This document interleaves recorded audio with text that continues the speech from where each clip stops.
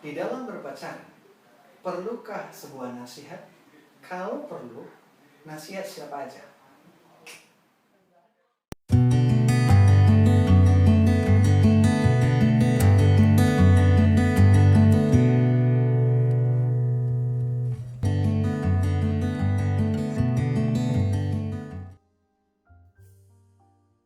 Ketika Anda berpacaran, perlu nasihat. Sama seperti presiden, pada waktu dia melaksanakan tugasnya, perlu nasihat. Kenapa nasihat begitu penting? Karena nasihat ini akan mengarahkan kita, mengingatkan kita akan pengalaman-pengalaman yang lalu. Lalu bagaimana cara kita mengetahui ataupun dari mana nasihat yang kita perlukan agar hubungan berpacaran bahkan menuju ke pernikahan kita baik adanya? Yang pertama, Alkitab harus menjadi penasihat utama karena Alkitab mengajarkan prinsipnya. Masih ingat kita di dalam 1 Yohanes pasal yang pertama? Pada mulanya adalah firman itu bersama-sama Allah, dan firman itu adalah Allah. Jadi kita membuat Alkitab menjadi pedoman kita, penasihat kita, berarti kita membuat Allah sebagai penasihat kita.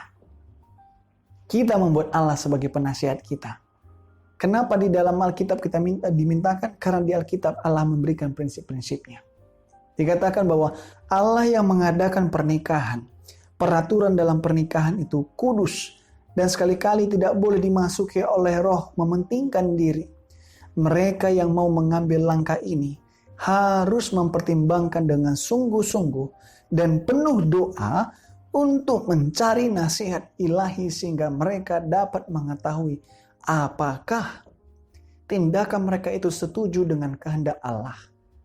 Surga memandang perkawinan itu dengan suatu kesukaan. Dibangun sesuai dengan petunjuk-petunjuk yang diberikan oleh kitab suci. Nah, makanya kita harus membuat ini menjadi penasehat utama kita. Karena ini sangat-sangat penting. Selain itu, selain Alkitab yang kita mintakan nasihat, bagaimana cara lain untuk kita menemukan nasihat itu? Yang kedua adalah pentingnya sebuah doa ketika hendak mengambil keputusan untuk menikah. Dikatakan dalam penjelasan pada saat ini, kalau pria dan wanita dalam kebiasaan berdoa 2 kali sehari sebelum mereka bermaksud untuk mengadakan pernikahan ataupun perkawinan, haruslah mereka berdoa 4 kali sehari apabila langkah demikian ataupun langkah pernikahan mereka mau lakukan. Perkawinan adalah satu perkara yang akan mempengaruhi kehidupanmu ataupun kehidupan kita, baik dalam dunia ini maupun dalam dunia yang akan datang.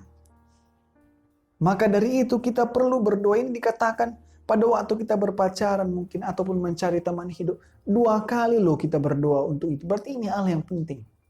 Ketika kita mau menikah, 4 kali yang perlu kita berdoa untuk hal ini. Ya, kenapa? Supaya jangan salah pilih. Supaya Allah terlibat betul. Jadi selain kita membaca firman Tuhan, prinsip-prinsipnya, kita juga meminta nasihat secara langsung melalui doa kepada Allah. Sehingga Allah dapat berbicara melalui doa kita itu. Bukan hanya melalui firman-Nya, boleh saja melalui pengalaman-pengalaman orang lain, ataupun hal-hal yang lain yang Tuhan mau tunjukkan kepada kita. Sehingga nasihat itu betul-betul kita dapatkan. Itulah nasihat, sumber nasihat yang kedua. Karena kenapa dikatakan bahwa jangan membuat pengalaman pahit terjadi di hidupmu karena tidak mau mendengarkan nasihat hanya karena engkau sudah dimabuk cinta. Wah, aku sudah terlalu cinta samanya. Terlalu sayang samanya. Akhirnya gak mau lagi dengerin nasihat. Inilah yang dinamakan dengan cinta buta. Hai orang muda, termasuk juga saya sendiri. Jangan membuat pengalaman pahit hanya karena gak mau mendengarkan nasihat. Dengarkanlah nasihat itu. Supaya pengalaman yang pahit dirasakan oleh orang lain pada yang lampau tidak terjadi pada kita. Harus dengarkan nasihat. Kemudian itulah yang Tuhan inginkan supaya kita lakukan. Dan itulah sumber nasihat yang kedua. Sekarang kita masuk kepada sumber nasihat yang ketiga. Kita memerlukan nasihat orang tua. Orang-orang muda, ngobrollah dengan orang tuamu. Tanyakan nasihat kepada dia. Aku berpacaran dengan ini, Ma. Atau aku ingin mengadakan hubungan berpacaran dengan ini. Atau seseorang ketika mendekati engkau, tanyakan orang tuamu, Ma, ini si Anu mendekati aku gimana, Ma? Makanya mereka akan memberikan nasihat-nasihat itu. Karena dikatakan di sini bahwa patutkah anak-anak hanya menuruti keinginan dan kecenderungan mereka tanpa mengindahkan nasihat dan pertimbangan ibu bapanya? Tidak patut. Orang tua harus terlibat di dalam hubungan anak-anaknya. Hukum kelima itu satu-satunya hukum yang berisi janji. Tetapi inilah yang diremehkan. Bahkan dilalaikan orang-orang yang sedang mabuk cinta. Apa hukum kelima? Hormatilah ayahmu dan ibumu supaya lanjut umurmu. Ini upahnya supaya lanjut umurmu di tanah yang diberikan Tuhan Allahmu kepadamu. Mungkinkah kita akan mendapatkan berkat ketika kita hanya membiarkan nafsu ataupun mabuk cinta kita sehingga kita menghiraukan nasihat daripada orang tua? Tidak mengindahkan cinta ibu, tidak menghormati bapa yang berkeluh kesah adalah dosa yang terdaftar di hadapan orang-orang muda. Kita harus ingat itu. Kalau nggak mau dengarkan nasihat orang tua yang baik daripada Tuhan, kita melakukan dosa. Karena ini sangat penting bagi kita. Kemudian dikatakan bantuan dari pengalaman orang lain serta pertimbangan yang tenang dan teliti dari kedua belah pihak adalah perlu secara positif. Perlu sekali. Tanyakan kepada orang tua. Bertanyalah kepada Allah. Dan juga kepada ibu bapamu yang takut akan Allah. Itu dan jadikan mereka penasihatmu. Hai sahabat-sahabatku orang muda, dan doakanlah itu. Ya, lalu ada pertanyaan mungkin. Kalau orang tuaku bukan orang tua yang baik, ataupun mereka broken home, ataupun sebagainya, bagaimana? Engkau memiliki penasihat-penasihat yang lain. Orang tua yang lain. Yang bisa engkau gunakan untuk menjadi penasehat. Siapa itu? Boleh saja guru agama, boleh saja pendeta, ataupun orang-orang rohani lainnya yang bisa engkau tanyakan yang takut akan Tuhan.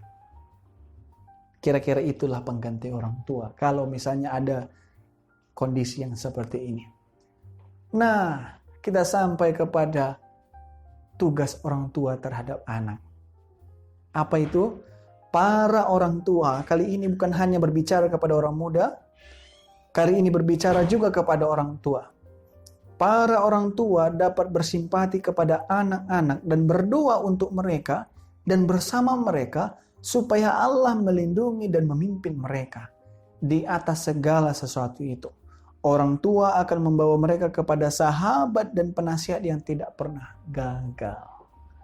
Sama-sama bawa anak-anak kita. Bawa anak-anak kita ini kepada Tuhan.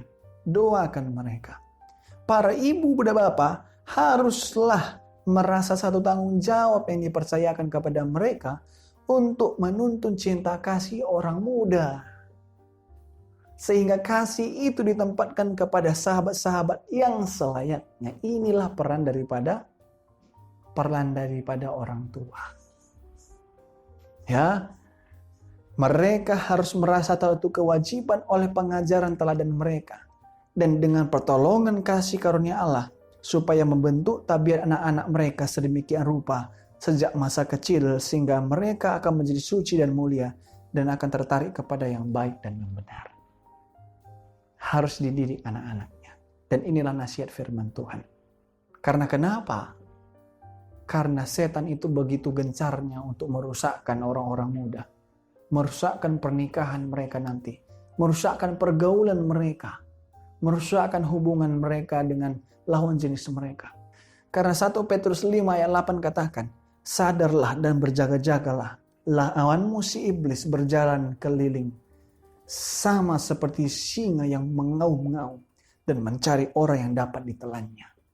Seperti itulah iblis ingin menjatuhkan kita.